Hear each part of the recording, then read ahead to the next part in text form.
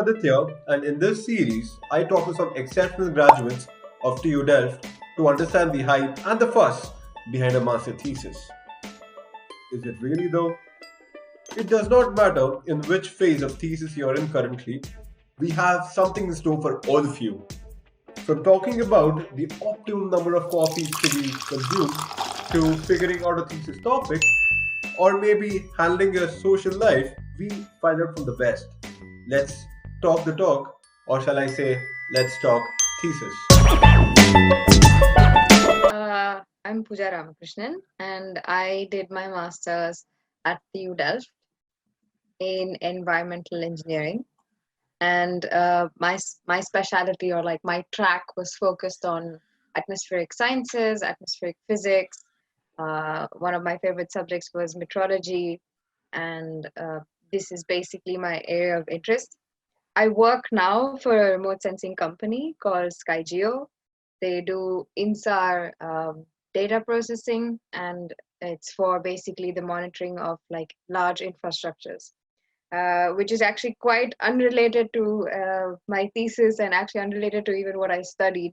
But it is in the same like satellite and yeah, atmospheric image processing domain, I would say. Um, I graduated around November last year, so it's August 2020 right now. I don't know when you're watching this video. So that's about, I would say, like, yeah, nearly going to be a year. Uh, so it's not very fresh, like all the details, but I will try my best to answer these questions. So maybe I can give you, instead of an answer, maybe I can give you like my experience of it. When I started out at TU Delft, there were certain professors that I really enjoyed working with. And I knew that if I wanted to do a thesis, it's important to have an advisor who's good and who you have a good relationship with, more than just a topic. Of course, like it's great if you have like this perfect topic, but the interpersonal relationships really matter in something like a thesis, because you have, just a second, I have an interruption. Sorry. Um, yeah, so it really matters who your professor is, because I think they can really shape your thesis. They're both a mentor and a friend, and this is really important. So my thesis topic was conceptualized by like this professor that I worked with during our internship. So it was sort of like a branch off. So I was doing something small in my internship, and then like this, if we widened the scope, it was wide enough to actually be a thesis topic. And he suggested it. He said, "Hey, I really enjoy working with you, and I see that we work well together. Will you be willing to like take this research further?" So that's how I came across like my thesis topic. And yeah.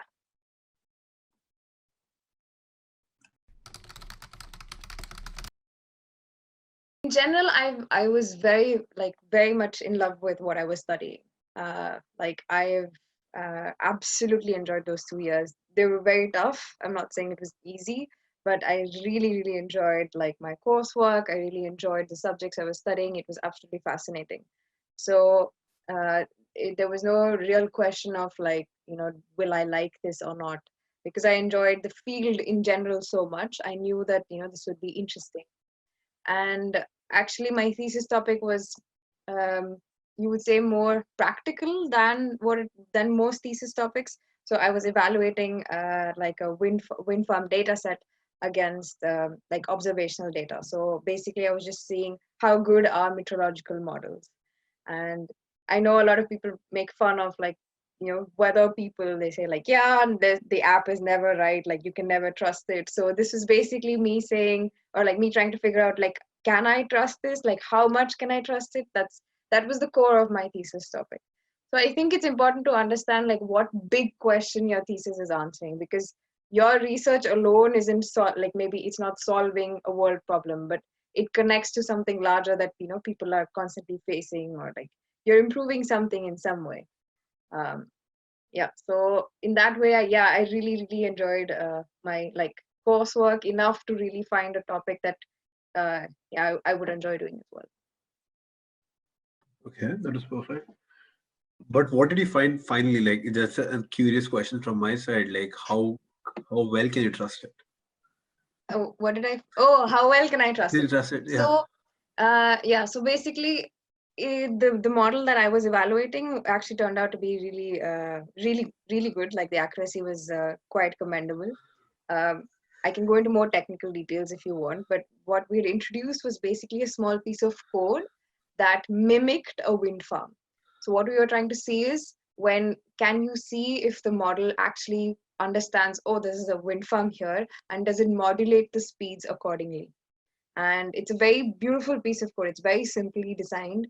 It basically represents like this wind farm as a sink of kinetic energy and a source of like momentum, or like sorry, a sink of momentum and a source of uh, kinetic energy, because that's basically what a wind farm does, right? It sort of moves the air around and it sort of slows the wind speed.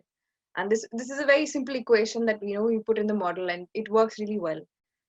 So that was very nice to see that you could actually, this was very useful for say wind forecasts, for wind energy people, um, and wind power generation in general, because right now I think most wind power has this backup electric grid, but the more accurate your model results are, you don't have to rely on that like fossil fuel based grid and things like that. So in general, I think in the beginning there were like a couple of options I could explore. So the end goal was the same, which is the evaluation of this wind farm parameterization, with this evaluation of this piece of code. But there were different ways I could do it, because an evaluation is such a broad phrase. And so in that sense, I sort of had like a backup plan. But I don't think really having a backup plan is a good idea, because then you're constantly you keep thinking, yeah, well, I can always fall back on that. I think it's important to just be able to like focus on what you're doing and do it well and completely. Regarding my committee, I think it's a bit so my situation is probably a little of an edge case, which is that um, the two professors that I wanted to work with were both like interested in this project, but from different angles, and the data set providers themselves were also my committee members. So I worked with the Royal Netherlands Meteorological Institute, KNMI. So the people who made the model, they were also part of my committee, because they were interested to see how the evaluation worked out, because it's their work basically. So that's how I chose. I mean, yeah, that's how I ended up forming my thesis committee.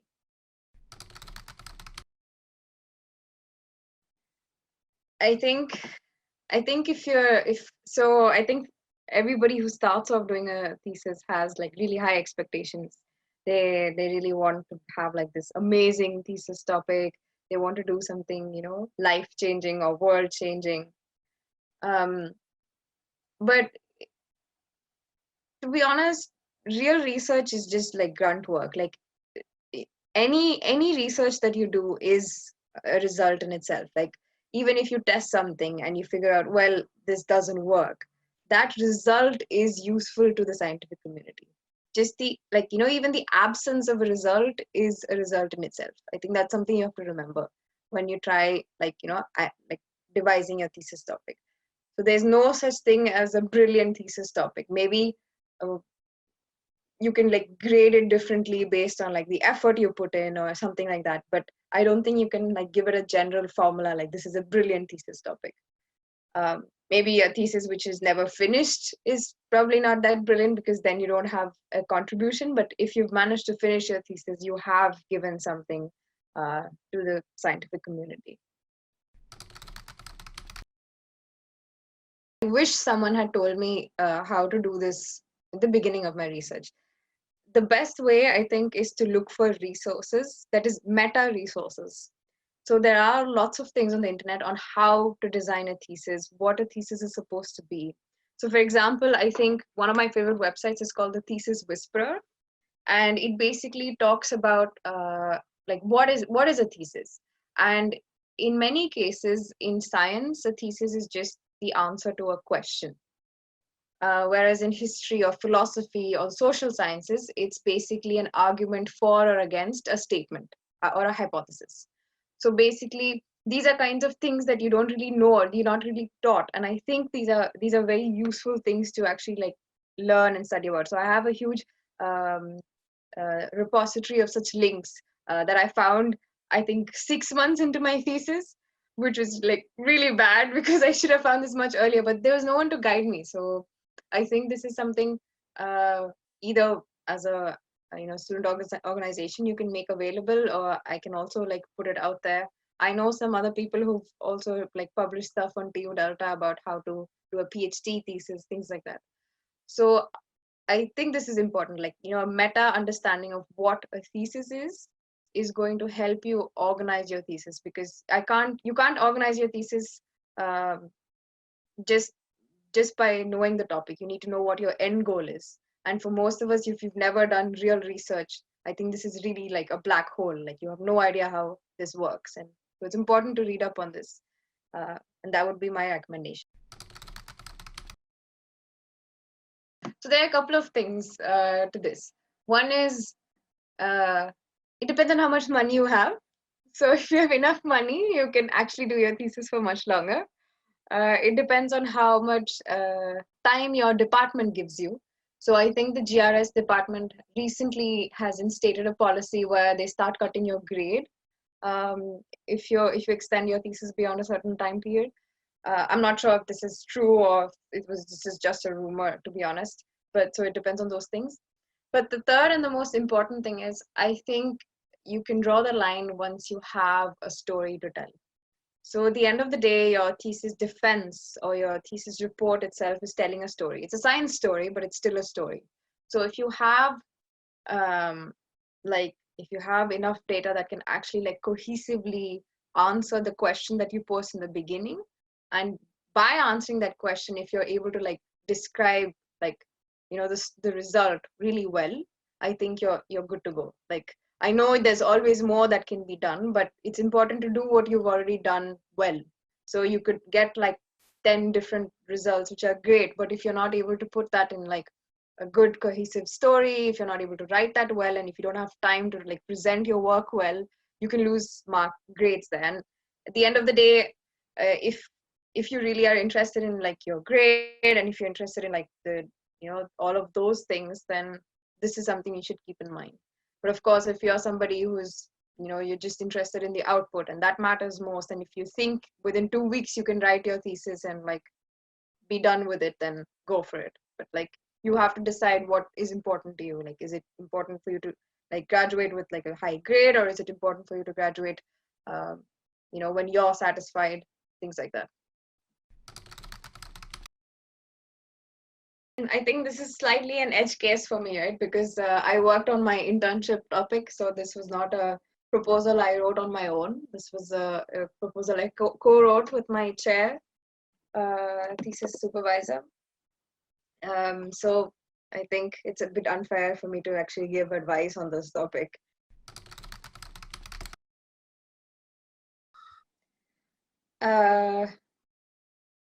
So my strategy was, this is going to be over. No, I think what I really wanted in my public defense was to be able to tell a science story that a lot of people understood. Because my advisors, at least in my department, they had heard my results, they'd read my thesis, they'd been looking at this for years and years, months and months and months. And also they've looked at it in general for years and years and years. So this is not really, mind-blowing or fascinating for them. So their advice to me, and also something I agreed with, is just to aim like my whole presentation for the public. Because they've come there, they're interested in learning something new. So even if one of them learns something small, something new, it's already pretty great, right? So that was my strategy for the public defense. For the private or the closed door defense, I think what was most important to me was to really understand everything I had done. So if there was any question on any sentence or anything, that I really wanted to be prepared in such a way that I would be able to answer all of it. Like nothing in that written in that booklet was foreign to me or unknown to me. That was basically what I went in with, which was a reasonable tactic, but actually quite useless because all of the questions I was asked was really hypothetical. So they asked me really out of the box questions, like imaginary scenarios. One of the questions I got was, how would the fluxes change if you had like 5 helicopters over a wind farm? Like, you don't know how you can't prepare for these questions. You just have to use like the fundamental concepts that you know and like work your way through it. So I think it's important also to understand that they don't expect you to be perfect. They're not judging whether you know an answer. They judge whether you're able to get to an answer, whether you can use these concepts and tools to like find your way to an answer. So if they ask you suddenly like, what is x square, and if somewhere in the back you've learned something like y equals z, and z times 3 is x, they expect you to be able to work it out and then get there. They don't expect you to immediately like say, yeah, this is the answer. And what would I do differently? I think, like I said, I definitely know better now. I know um, I should have really like studied about what it is to uh, write a thesis. It's not just about science. It's not just about having scientific knowledge. It's not just about the topic, but you really need to know how to attack the thesis the way you attack, say, the GRE. Which is to understand like what are the elements of this exam, what they're testing, things like that. Uh, so if it helps, I think for some of you, if your departments release the scoring sheet, maybe that can also like give you an idea of like what to put weightage in. Because at the end of the day, this is basically a 9-month long exam, uh, all said and done. This is a very good question, and this is something I think most people will struggle with, because professors have very different views. They have very different opinions on how these things can be. Um, and I honestly don't have like a straight answer for this.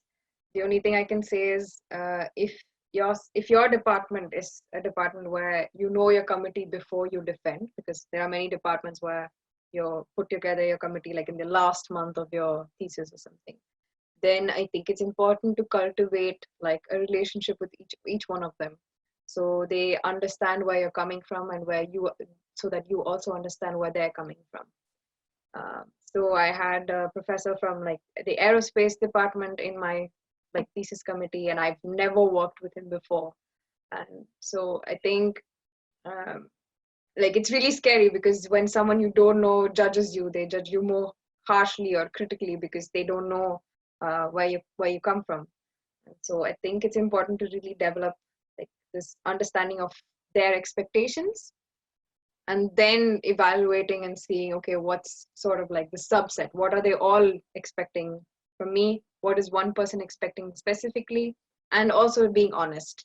I've had a situation where one professor wanted one graph in, and the other another professor when proofreading said, I don't want this, and I've just straight up said, he asked me for this, should I remove it? Like, put the ball in their court. Like, you can't please everybody. And if yeah, so that would be another thing.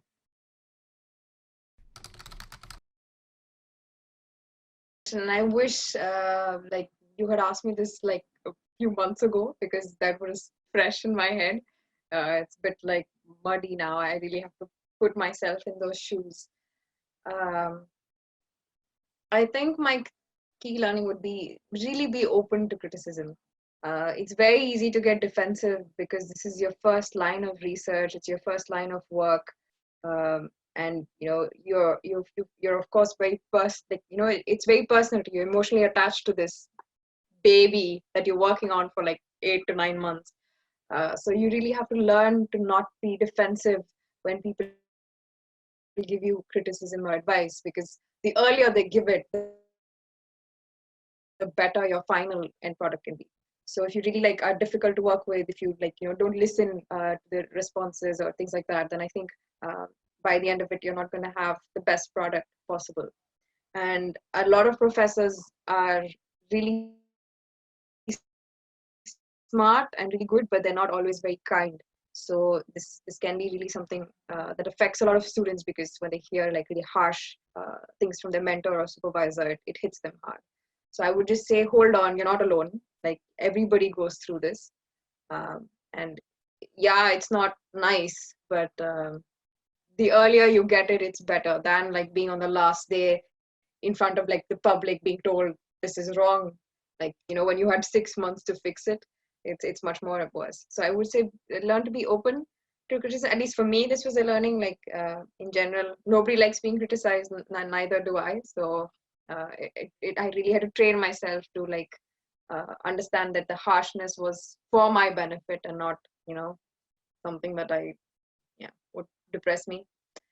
The second thing is, again, like really the thesis whisperer, and there are so many websites which really talk about the whole thesis experience. So it's important to read, talk to people who've done a thesis in the generic sense, like this. Because it's one thing to have like, you know, a senior or a colleague who's working on the same topic, and like those scientific struggles or this result not working out, that not working out, but to really take a step back and to like, you know, understand what a thesis is, what you're expected to do, I think is very important. I would have definitely done that. And the third thing is, I would say, the best theses that I've listened to are really theses where the passion and the story comes out from the student. So it's not just a, like, you know, this boring, like, yeah, method, result, that's it. It's really like they really have a story to tell. They have something to say. And no matter how complicated it is, that passion really shines through. Even if you don't understand the topic, like I've left a thesis thinking that was a great thesis, and it was. I think the guy got like a 9 or something, and I didn't understand half of it, but I really like felt like I could, like there was a story there, and I really felt like I could see his like enjoyment in explaining the thesis, like, you know. So enjoy it, and like really like let your passion come through, uh, if possible. Yeah, I think that would be my 3. A cum laude is not a bad goal or anything. Um, uh, if you want it, sure, you want it, and clearly, if you want it, that means you think you're capable of getting it, which is great. Good on you for working that hard. But you have to make sure that your expectations are real. So real. So, for example, if you have a department that doesn't grade you more than an 8, and you need like a 9 for a cum laude, that you're really going to stress yourself out trying to like go this extra mile. So it's very difficult. I think, like, you know, you should set realistic expectations. In the end, your mental health and your physical health is much more important than this cum laude on your degree. uh, and that is just, I mean, we can debate about the fairness of grading between departments, but that's something you should really keep in mind. The second thing is, if it's achievable and it's doable, then I think honesty is the best policy. Just be really honest with your supervisors. You can just say, look, I really enjoyed studying here. I've put all my effort, and I would really like to graduate with a cum laude. Could you please help my thesis get to the finest position possible? Because a lot of supervisors, of course, they want to push, but they might not push as much because they also don't want to break a student, or they don't want to, you know, yeah, if you can get an 8, like that's still an excellent grade at TU. Like why do you need to get like a 9 to get a cum laude or something like that, right? So I think you have to be really honest with your expectations, that, you know, I would like a cum laude on my thesis, and you can say that at the very beginning, or you can say that, like, you know, during your midterm, but you should be like really clear about it with your supervisors as well, so because they can help you with it. It's not that you're saying that, you know, please give me a cum laude, but you're saying, please give me the opportunity to do as well as I can. That's basically what you have to like try and convey the message. And the third thing is, the world doesn't end if you don't get a cum laude. Like, you've tried your best and, you know, you just didn't get it. It's okay. Nobody has asked my thesis grade since the day of my thesis. to be honest. I think when you're inside TU, like the academic pressure is really high, but once you leave it, I think like in my company, I've even like done interviews for like new candidates, and we hardly ever ask about their thesis grade or anything like that. There's a lot more that goes into like getting a job or things like that. If of course if you want to get into a PhD, then yeah, that's a completely different ball game. And actually, I can't comment on that because that was never my goal. But if you just want to get like a really good job, then you have to develop a lot more skills than just getting a really like fancy degree certificate. There's a lot more that companies look at actually.